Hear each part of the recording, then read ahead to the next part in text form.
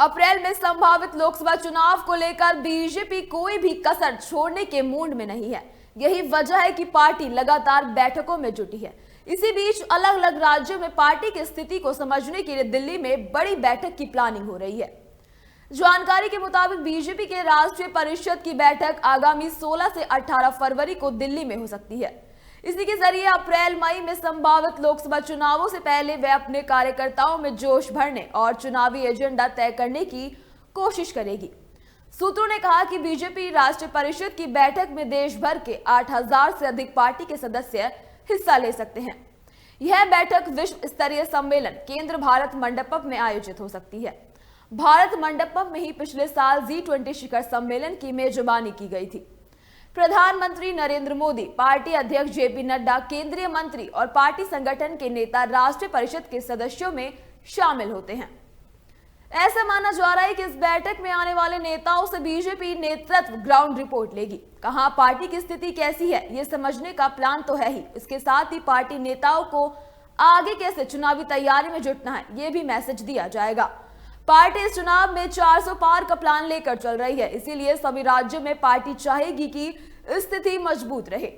Party अपने चुनावी तैयारियों को धार देने का कोई भी मौका नहीं छोड़ना चाह रही। खास तौर में जिस तरह हालिया विधानसभा चुनाव में पार्टी ने मध्य प्रदेश, छत्तीसगढ़ और राजस्थान में शानदार प्रदर्शन किया, उससे कार्यकर्ता दोगुने जोश में हैं। इसी जोश को भुनाने और लोकसभा चुनाव में जोरदार प्रदर्शन के लिए पार्टी इस बैठक में बड़े निर्णय ले सकती है। 2019 के लोकसभा चुनाव से पहले भी इसी तरह बीजेपी की राष्ट्रीय परिषद की बैठक हुई थी। 28 दलों वाले इंडिया गठबंधन में चुनाव से पहले साथियों के छिटकने का सिलसिला शुरू हो चुका है। पिछले साल दिसंबर से ही कांग्रेस और अन्य सहयोगी दलों में सीटों के बंटवारे पर सहमति को लेकर बातचीत चल रही है।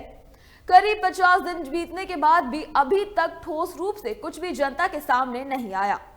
तो वहीं इंडिया गठबंधन के संयोजक की रेस में शामिल रहे प्रमुख चेहरे और बिहार के सीएम नीतीश कुमार पाला बदल चुके हैं। इसमें एनडीए को कितनी मजबूती मिलेगी, इस सवाल से कहीं अधिक इंपॉर्टेंट ये है कि इंडिया गठबंधन को कितनी बड़ी चोट पहुंची है। कांग्रेस भले ही इसको असर के कमतर करके आंक रही हो, लेकिन राजनीतिक विश्लेषक इस मोदी के खिलाफ लड़ाई में बड़ा झटका मान रहे हैं। बीजेपी की स्थिति इस समय समुद्र में एक बड़े जहाज के रूप में दिख रही है।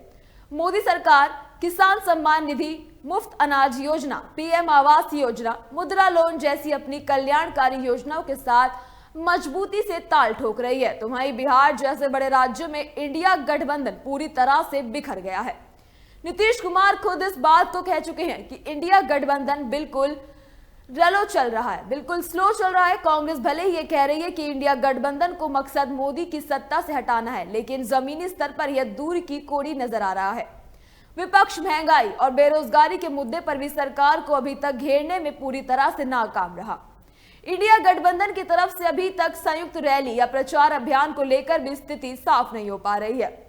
राजनीतिक विश्लेषकों के अनुसार जहां तक आम चुनाव में लोगों के बीच प्रमुख मुद्दे और परसेप्शन की लड़ाई में इसे कांग्रेस नीत इंडिया गठबंधन पूरी तरह से पिछड़ता नजर आ रहा है।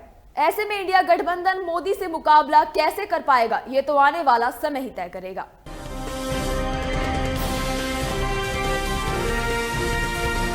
केलांचल टाइम्स, हर खबर पर हमारी नजर।